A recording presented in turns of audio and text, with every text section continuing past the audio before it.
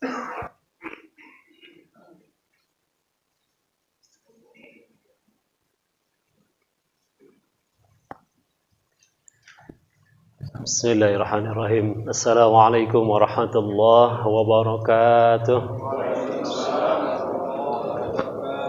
Alhamdulillah alladzi khalaqana fi ahsani taqwim wa hadana ila siratil mustaqim wa ila dinihil qawim. Ashhadu an la ilaha illallah wahdahu la syarika la al-malikul haqqul mubin. وأشهد أن محمدا عبده ورسوله المبعوث رحمة للعالمين اللهم صل وسلم وبارك على سيدنا ومولانا محمد سيد المرسلين وإمام المتقين وعلى آله وصحبه أجمعين أما بعد. Qabilah rahimakumullah, sebelum mulai mari kita berdoa kepada Allah Subhanahu wa taala agar Allah anugerahkan kita ilmu yang bermanfaat, ilmu yang bukan hanya menambah pengetahuan, tapi ilmu yang membuat kita makin takut kepada Allah sehingga mendorong kita makin taat kepada Allah dan Rasul-Nya. Sebagaimana Allah firmankan, a'udzubillahi minasyaitonirrajim, innama yakhsyallaha min ibadihil ulama. Sesungguhnya hanyalah di antara hamba-hamba Allah yang takut kepada Allah itulah ulama. Kata Sayyidina Ibnu Mas'ud radhiyallahu an, laisal ilmu bikasrati riwayah walakinnal ilmu al-khasyah. Bukanlah ilmu itu dengan banyak periwayatan, bisa meriwayatkan itu, tahu ini, hafal itu, hafal ini, bukan. Itu hanya pengetahuan saja. Walakinnal ilmu al-khasyah. Tetapi ilmu adalah walaupun sedikit membuat dia takut kepada Allah, takut melanggar perintah dan larangannya, itulah ilmu yang bermanfaat. Maka mari kita berdoa, bisa diikuti. Bismillahirrahmanirrahim. Alhamdulillahi rabbil alamin. Allahumma salli ala sayyidina Muhammad wa ala ali sayyidina Muhammad. Allahumma anfa'na bima 'allamtana. Ya Allah, berikan kepada kami manfaat dengan apa yang Kau ajarkan kepada kami. Wa'allimna ma yanfa'una. Ya Allah, ajarkanlah kepada kami yang bermanfaat bagi kami. Allahumma arzuqna ilman nafi'a. Ya Allah, anugerahkan kepada kami ilmu yang bermanfaat, ilmu yang membuat kami semakin takut kepadamu dan mendorong kami semakin taat kepadamu dan kepada Rasulmu. Rabbana zidna ilma warzuqna fahma birahmatika ya arhamar rahimin. Wahai Rabb kami, mohon tambahkan kepada kami ilmu, anugerahkan kepada kami pemahaman dengan curahan kasih sayang-Mu, wahai Zat yang Maha Pengasih, Maha Penyayang. Amin ya Rabbal Alamin. Tujuan kita diciptakan cuma satu, beribadah kepada Allah. Wa ma khalaqatul jinna wal insa illa liya'budun. Tidaklah aku ciptakan jin dan manusia kecuali untuk beribadah kepada Aku. Ibadah itu bahasa Arab. Kalau bahasa Indonesia kan penghambaan, atau kalau secara kasarnya perbudakan. Kita hambanya Allah, kita budaknya Allah. Tugas hamba adalah taat, tunduk patuh kepada penciptanya, Allah Subhanahu wa taala. Dari seluruh ibadah itu ada tentu puncak ibadah, yakni sholat. Dan dari puncak sholat adalah sujud. Dan itulah kata Nabi, posisi terdekat seorang hamba, orang yang bersujud, maka berbanyak permohonan di situ. Tapi sholat tidak akan sah kalau tentu syarat sahnya tidak dipenuhi. Salah satunya adalah kita suci dari hadas.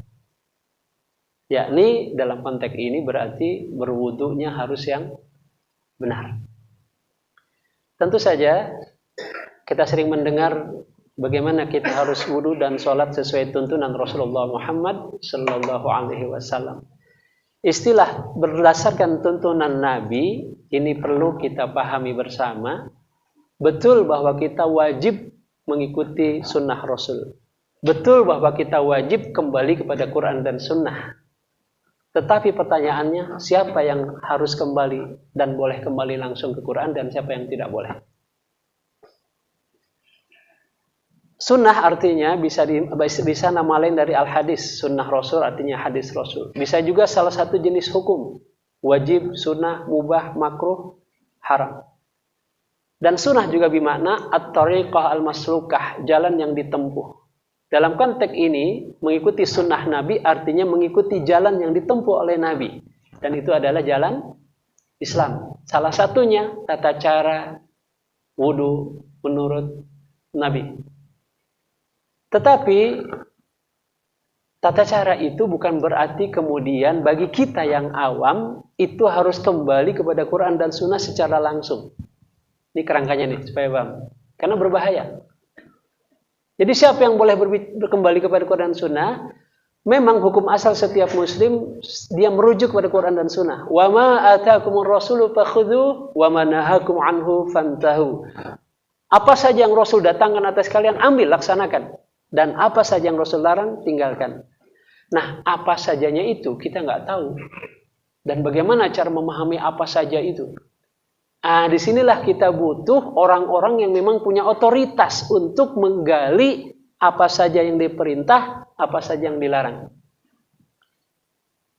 Maka untuk mudahnya yang punya otoritas menggali itu namanya mujtahid. Orang yang beristihad menggali hukum fikih dari Quran dan sunnah. Atau dari sumber hukum. Ada Quran, sunnah, ijma sahabat, qiyas sebagai sumber hukum. Nah mujtahid, itu ada mujtahid yang puncak. Mujtahid mutlak, itulah imam-imam madhab. Yang dia bisa menggali seluruh persoalan dan juga punya resep sendiri untuk menggalinya. Ada imam Hanafi, ada imam Maliki, imam Syafi'i, imam Hambali. Di bawahnya ada mujtahid madhab, yakni dia sudah bisa menggali seluruh masalah, tapi resepnya masih ikut mujtahid mutlak. Seperti Imam Nawawi, Ibnu Hajar al-Asqalani, dan sebagainya. Di bawahnya ada mujtahid fi mas'alatil wahidah. Dia bisa menggali satu masalah, tapi resepnya masih nginduk ke imam mazhab. Nah, orang-orang yang seperti ini saja yang boleh langsung kepada Quran dan sunnah. Dan untuk seperti itu, minimal dia menguasai pertama bahasa Arab secara mendalam. Yang kedua dia punya ulumul Quran, ulumul hadis, ya ilmu tafsir, usul fikih. Minimal keilmuan itu yang harus dia kuasai. Nah, bagi yang tidak punya ilmu, namanya muqallid, pengikut. Nah, muqallid ada dua, ada muqallid muttabi', dia ikut tapi sudah tahu alasannya kenapa ikut. Dan ada muqallid am, dia ikut, dia nggak tahu alasannya. Pokoknya am, terima jalankan, kata ustadz begini udah. Maka pada posisi muqallid inilah sebenarnya tidak tepat kalau kita kemudian bertanya, nih hadisnya sahih apa enggak? Karena bukan porsinya. Nah, semua ulama sepakat yang punya otoritas menggali hukum adalah imam-imam madhab itu. Kita tinggal ikut turunannya. Entah mau ikut Imam Syafi'i langsung, entah Imam Nawawi, atau ulama-ulama di bawahnya. Maka dulu para ulama sudah meluruskan itu. Para orang-orang awam itu belajarnya langsung dari kitab-kitab karangan ulama. Kalau kami di pesantren misalnya ada kitab Safinah, ya, bab fikih, ya, itu pun kita nggak berani langsung ke kitab induk Imam Syafi'i al-Umnya itu, tapi kitab-kitab di bawahnya yang menjelaskan dari kitab al-Um.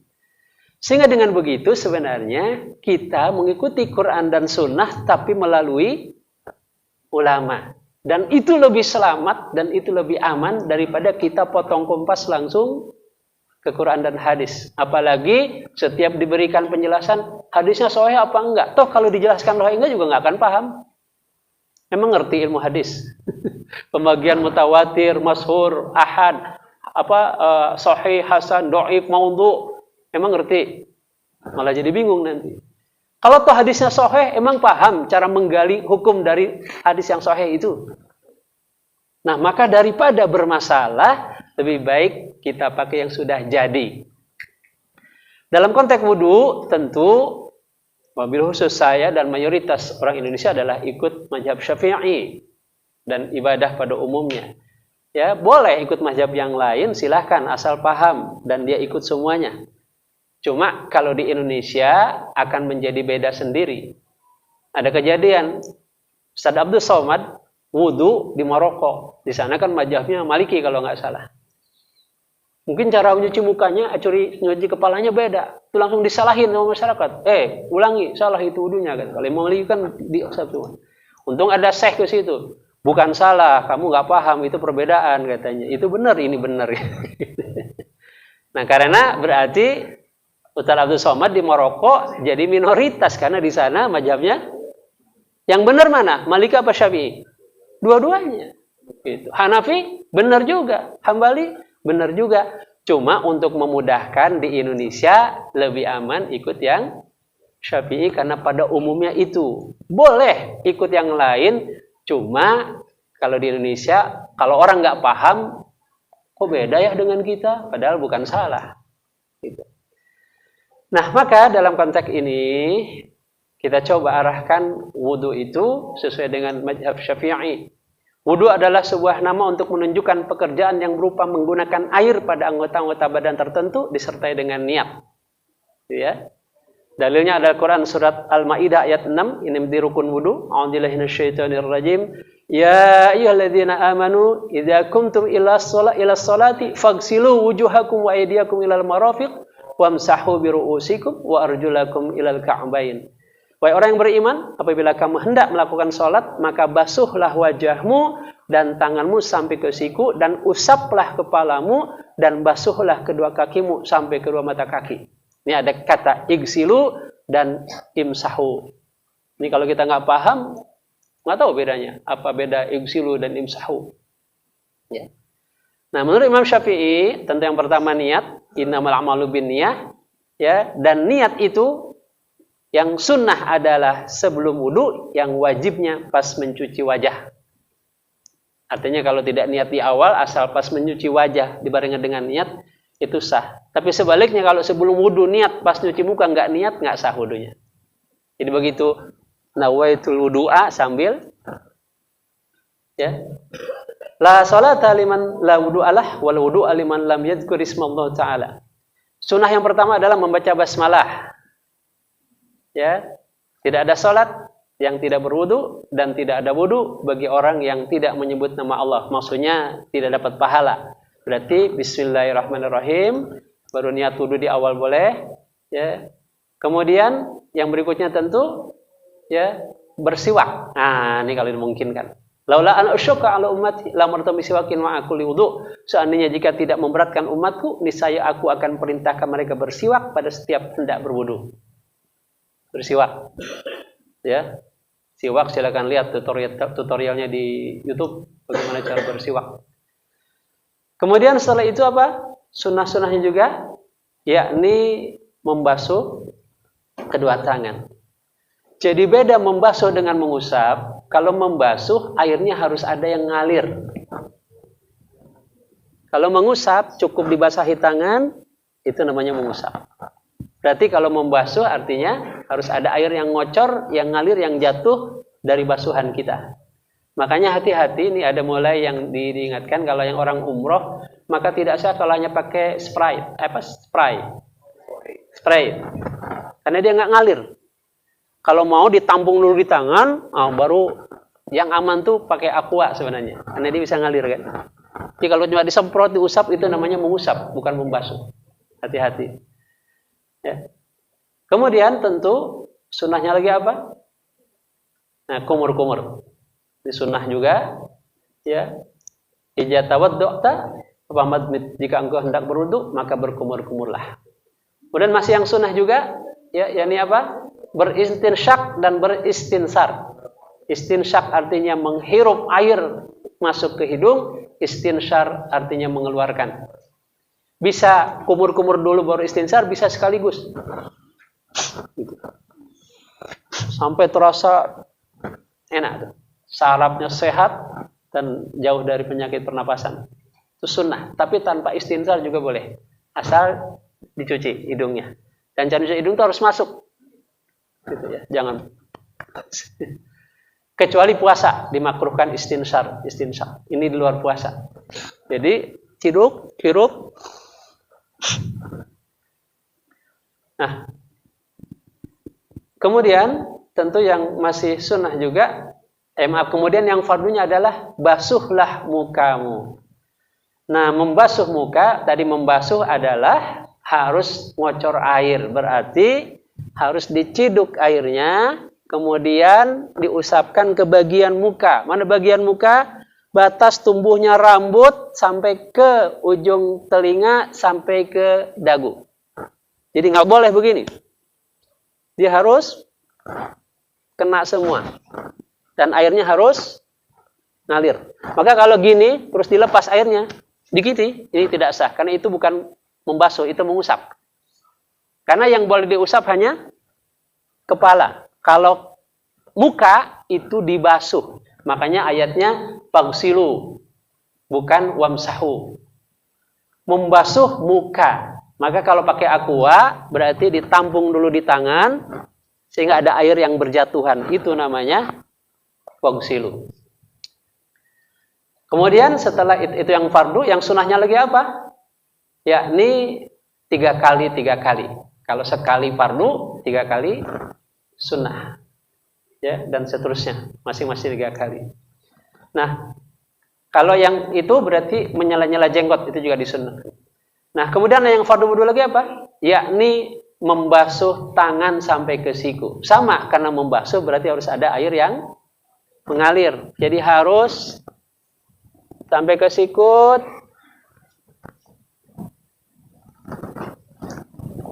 Jangan digini. Dibasuh tuh ada air dan diusap.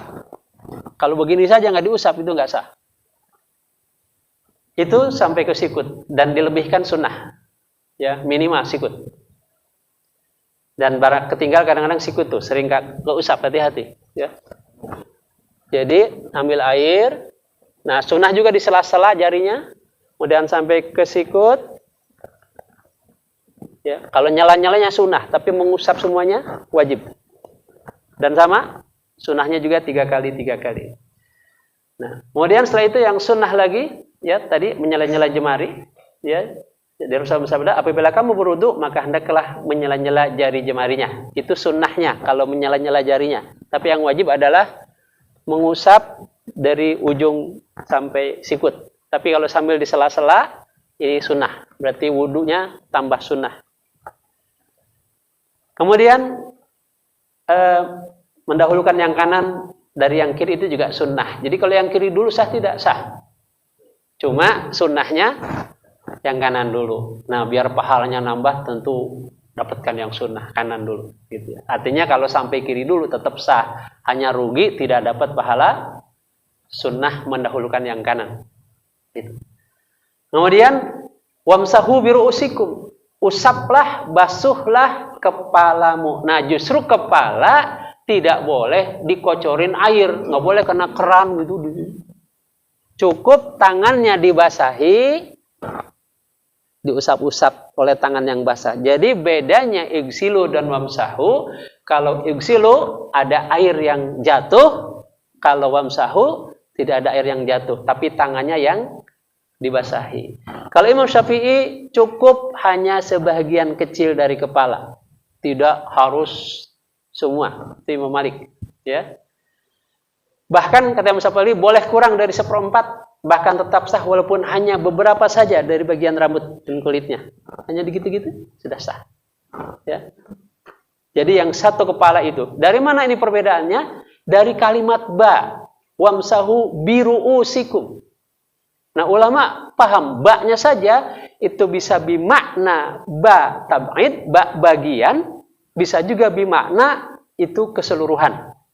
Maka Imam Syafi'i memahami ini ba tab'id, sebahagian, berarti nggak harus semua. Boleh bahkan hanya dicoel gitu sudah sah. Tapi Imam Malik enggak, kata Imam Malik itu semua. Kalau begini nggak sah, harus semua kepala. Nah, kita nggak boleh campur-campur, nggak boleh ikut-ikutan. Ya, giliran dirinya Imam Syafi'i, giliran kepala Imam Malik, itu nggak boleh. Kalau Imam Malik semua dari awal. Ya, supaya nanti ada yang bertanggung jawab. Ini wudunya pakai siapa? Gitu. Kemudian sunnah juga, yakni 3 kali sama. Kemudian dari kepala itu kalau Imam Syafi'i itu terpisah dengan nyuci telinga. Jadi tidak disatukan. Harus air baru, harus gerakan baru. Kalau Imam Malik kan langsung tuh. Imam Syafi'i enggak. Kepala udah, air lagi, telinga. Jadi harus terpisah, harus air yang baru, kata beliau. Ya. Jadi mengusap bagian kedua dengan cara memasukkan telunjuk ke dalam dan jempol di belakangnya. Jadi gitu. Jadi beliau memasukkan kedua jari telunjuknya ke telinga, lalu beliau mengusap bagian luar telinga dengan jempolnya, dan beliau mengusap telinga dengan telunjuk. Hadis riwayat Abu Daud. Ya. Nah, kemudian yang fardu juga adalah membasuh kaki sampai 2 mata kaki. Berarti membasuh sama, harus ada air yang ngalir. Maka tidak sah, maaf, kalau hanya diginikan ke air. Harus sambil digosok. Ada air yang ngalir, digosok, berarti semuanya sampai ke sikut, dan sunnah sambil di sela-sela jarinya. Yang sunnah. Nah, berarti membasuh adalah ada air ngalir dan diusap. Tapi kalau mengusap, diusap tanpa air mengalir. Itu hanya kepala saja yang diusap. Nah, kemudian juga tentu sunnah 3 kali, ya, wajibnya adalah 1 kali. Sehingga dengan demikian juga sunnah dimulai dengan yang kanan. Jadi kalau kaki kiri dulu gimana? Tetap sah. Hanya lebih utama kanan dulu. Jadi kalau orang lihat cuci kakinya kiri dulu, jangan disalahkan, tetap sah. Cuman bilang aja Anda rugi nggak dapat pahala sunnah gitu. Ya, tetap sah. Ya. Nah, begitu juga tentu ya, hati-hati. Nah, ini hati-hati ketika mencuci tangan, jangan sampai sikutnya tidak tersapu. Ketika membasuh kaki juga jangan sampai kedua mata kaki dan tumit tidak tersapu. Karena Rasul pernah memerintahkan orang untuk wudu lagi. Ya, wudu lagi sampai 3 kali. Ya Rasulullah, aku harus bagaimana lagi gitu. Tumitmu itu tidak terbasuh. Hati-hati, ya. Minimal. Jadi sampai mata kaki itu minimal, dilebihkan lebih baik. Ya. Nah, sehingga dengan demikian masing-masing ada gerakannya dengan.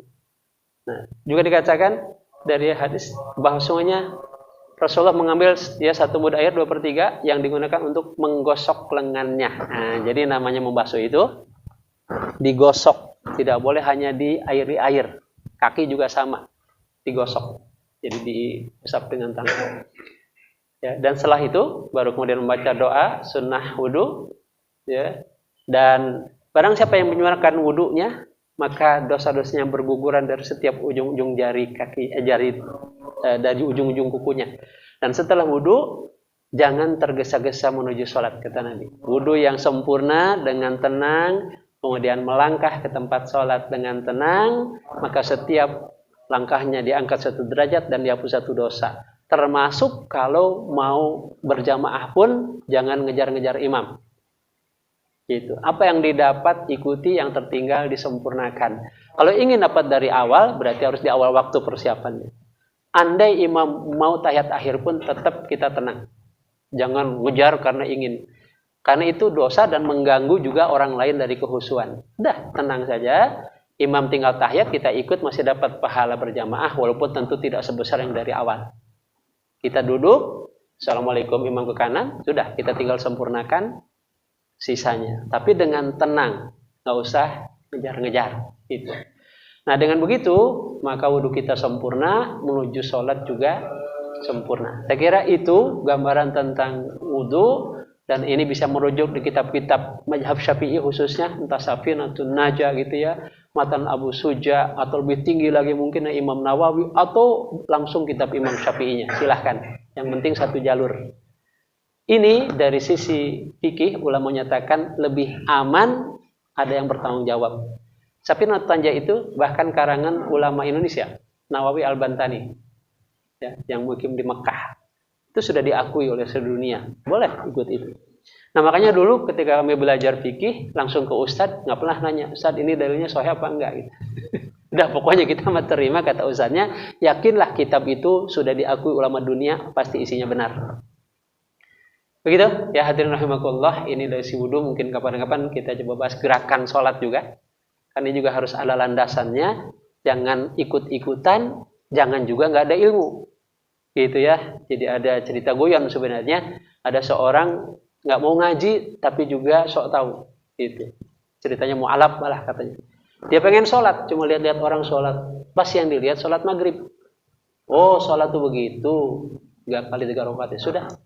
Pas dia mau sholat subuh berjamaah, sudah selesai sholat berjamaah.